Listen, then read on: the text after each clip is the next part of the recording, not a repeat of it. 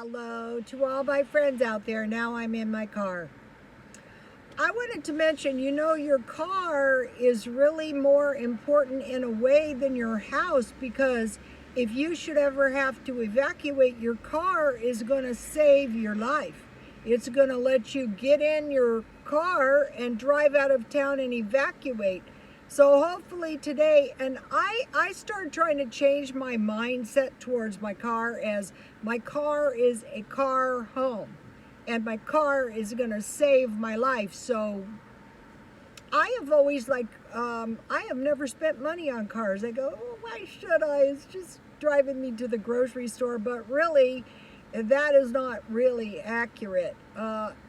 Now today is overcast. Okay, this is scary. In Baja California, which is not far from here, there is supposed to, see how it's overcast?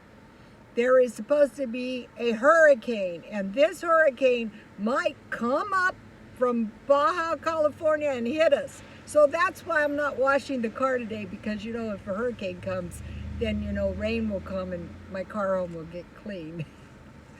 Okay, so I was making my list because I'm getting ready to go shopping tomorrow for some food.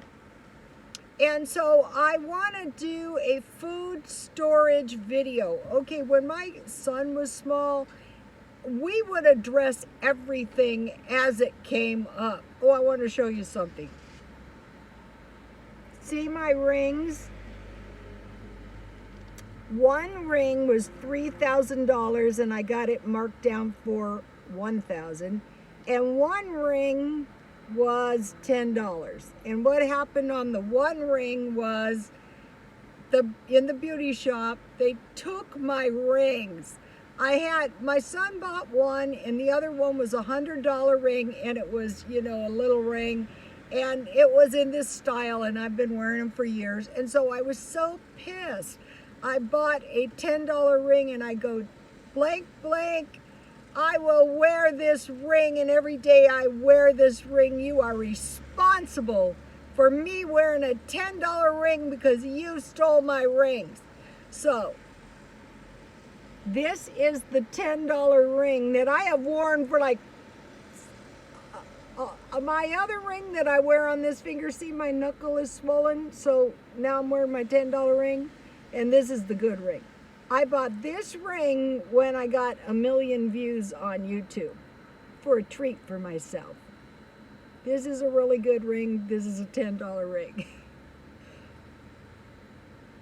You know what I think? I think there was no consequences for them ripping my rings off. They used to make me so damned mad. But that's not what this video is about. It's about food storage. Okay, this is food storage for real. Number one, I will buy 60 eggs at the beginning of the month. I got this tip from Henzo. Thank you, Henzo. And I thought, yeah, that's a really good idea. If you buy 60 eggs at the beginning of the month, you're going to have 2 eggs a day. And I'm going to Aldi's, and Aldi's usually has a really good deal on eggs. So I'm going to store some eggs in my refrigerator. 2 large tubs of shortening and margarine. You don't want to be running out of shortening. You don't want to be running out of margarine. I keep the margarine in my freezer. And I've been looking for tubs of shortening, and Walmart is out every time I go. So I'm going to buy shortening at Aldi's. I have found their stuff to be pretty much just as cheap as Walmart. Number 3, evaporated milk and large can of powdered milk.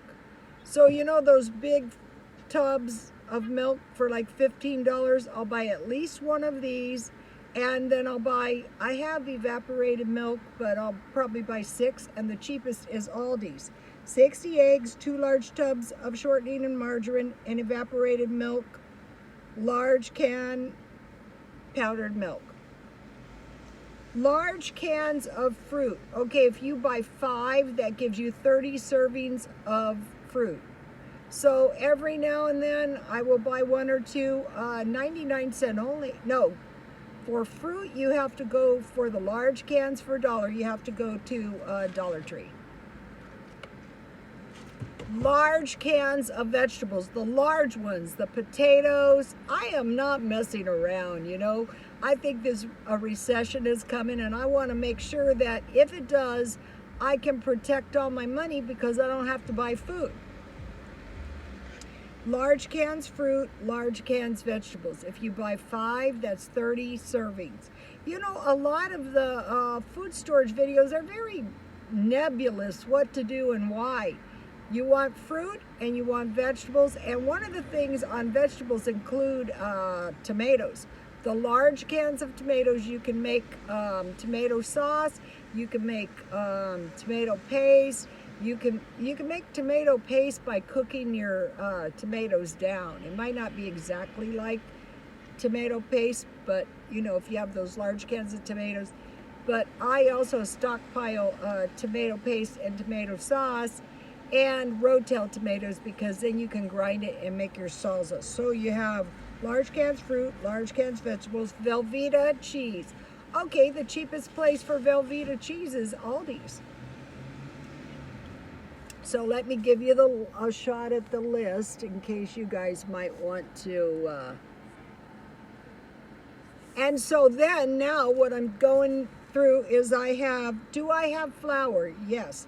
Do I have sugar? Yes, but I want to buy another 10-pound bag of sugar because sugar could go up. Do I have yeast? Yes. I bought the big ones at Smart and Final. Do I have salt? Yes, so I can make bread. You're apt to run out of bread, fruit, and vegetables, so you want to stockpile things to make bread just in case. Instant potatoes, yes. Rice, yes. Beans, yes. Pasta, I want to get more. Egg replacer, I want to get another one. I use it all the time. Okay, now. Canned food. What I do on the canned food is I just pick up 2 here and there. You know, like soup at Aldi's or Walmart. Now, Walmart has had a very scanty selection on the 50-cent soup. So tomorrow when I go to Aldi's, one of the things Aldi's has is the 50-cent bean and bacon soup. And then tomato and vegetables, any kind of vegetable soup and meat. And in a pinch, you can eat that over rice. Canned meals, any kind. You know, canned macaroni and cheese is not bad. I'm always surprised. And you can eat it out of a can. And then canned meat. So here's these 3. Okay, now I want to make mention of vegetable curry. Okay, I found this recipe out from a missionary. And I was going to the Adventist church. And so when the Adventist church goes in, what they do is they help the people. They help the people, you know, that are in dire conditions. And so one of the missionaries taught me this recipe. So you just make a vegetable stew, basically, and then you add frozen vegetables. So you have what they use, and it's really tasty too, is potatoes, onions, and a bag of frozen vegetables. And this goes in with the peas and the chickpeas. So you make a vegetable soup, and then when it's done, and she would make it in a pressure cooker, and so you got a big pot of food, right? And like these big pots of food would feed, like they have potlucks after church, like 20 people, and they're not expensive. So you have your potatoes, your onions, your peas or your chickpeas, whatever vegetables you have, and then frozen vegetables, you know, the assortment. I'll make it one of these nights. And then when it is done, you pour coconut milk in it, you know, to put a little extra nutrition. I'll be stockpiling some of that, and you serve it over rice. So I feel this recipe is anointed, and one of my goals was to send this stuff out into the world to you guys, to my followers, because I'm praying at night that none of my followers go hungry. Okay, now, beans and rice and vegetables. So think about it. It would be like the vegetable curry, but it was my customer went to a polygamy compound in Mexico. This is why I have compassion for the people coming up to this country. But she was an American. I don't know about her husband. Anyway, she went down to Mexico to a polygamy compound, and things started getting very bad, and so it was decided her husband would run up to America and try to work. Sometimes with the Mormons, they would get provisions and bring them back. Like when the Mormons were going across the plains, if things got really, really bad, they would bring provisions. That's one of the ways they made it across. Not that a lot of them didn't die, they did. So with your beans and rice, you would make a big pot of beans. You know, if you had bacon ends. If you didn't, you'd use some bacon fat or some meat fat or some vegetable oil. I think that's why lard could be very good to stockpile. So you could put vegetables in your beans. So you would have a big pot of beans, rice, and vegetables. And so what happened is her husband ran up here to work, and she was down in Mexico, and they were still starving. And so one day a man came up and he said, "Ma'am, your daughter is starving." Like they had been hungry for so long they didn't know they were starving. And he gave her a bag of beans, a bag of rice, and he told her to plant a garden, and he gave her some vegetables. So that is why I am so determined to do this gardening. And I would suggest you guys learn how to do it. I don't care where you're living. Okay, when I first started doing it, all my stuff died, and you've seen my stuff, but eventually I will figure out how to do it. So beans, rice, and vegetables. So you would make a big vegetable and bean stew over rice, or beans with rice with vegetables. I fried up the other night green peppers and onions with my hamburgers, so that was a good meal. And I could have had rice on the side. So the old man gave her and it saved her life. In fact, she had a lot of harrowing stories. I think I've told them to you guys of how they survived. I'll tell you one more. The daughter, the same one that was almost starving and was saved by the old man. I mean, her stories. Actually, I have a lot of them too. They're not that dramatic, but it was definitely the hand of God. So her little daughter got very sick. She took the little daughter to the hospital, and they said, "We won't see her unless you give us $20. She didn't have any money. Remember the story, the beans and the rice and the vegetables? And she just so happened that she had 2 nuns with her. They were working alongside the church, but they were poor too.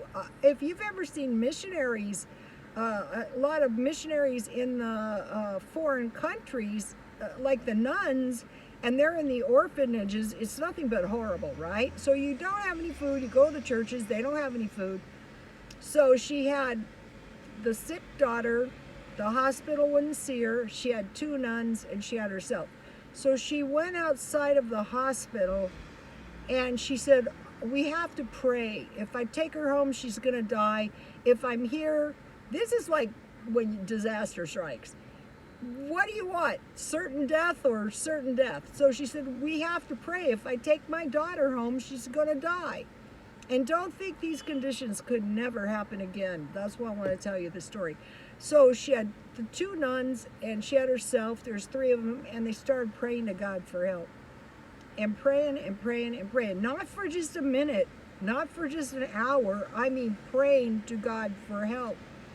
Finally, the nuns said, "I think maybe we should go home." They were probably thinking God can maybe heal her, something like that.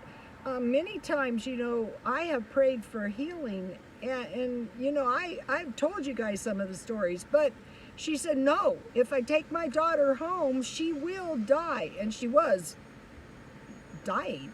So they kept praying, and what happened was a whirlwind came up and it dropped $20 at her feet.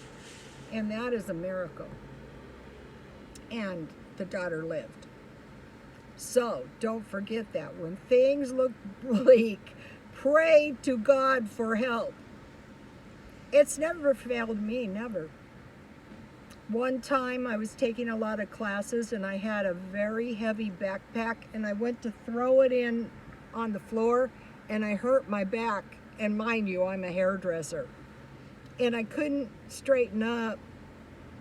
And I thought, I was pretty much in agony. I mean, it wasn't intolerable, but, I couldn't straighten up. So I decided I might as well go to work. I need the money. I'm going to be just as sick whether I'm at work.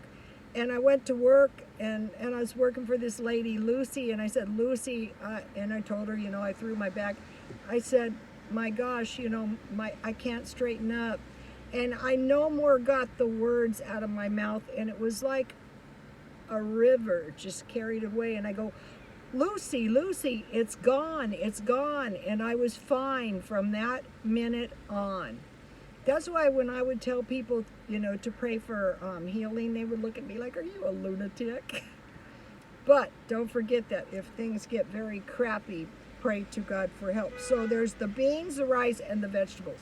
That is anointed as well.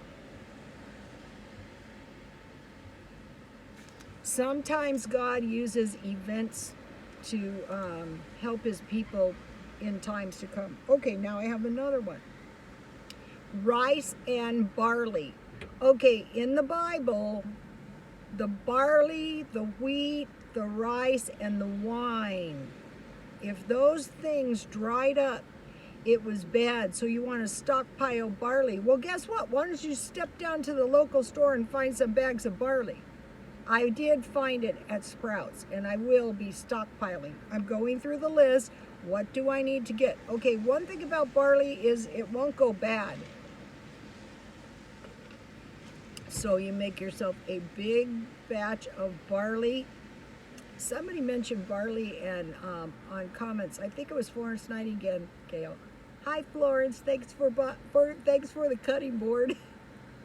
That cutting board that came from Florence. Okay, that's not the point here.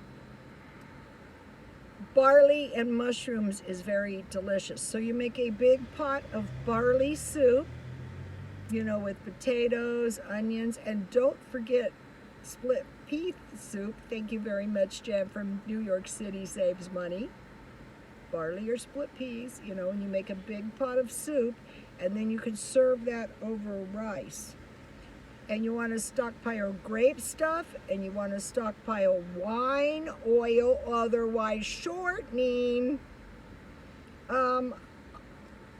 I will be stocking more lard. There was somebody left under comments that during World War II, they were starving in Europe, and they tried to even resort, they were so hungry to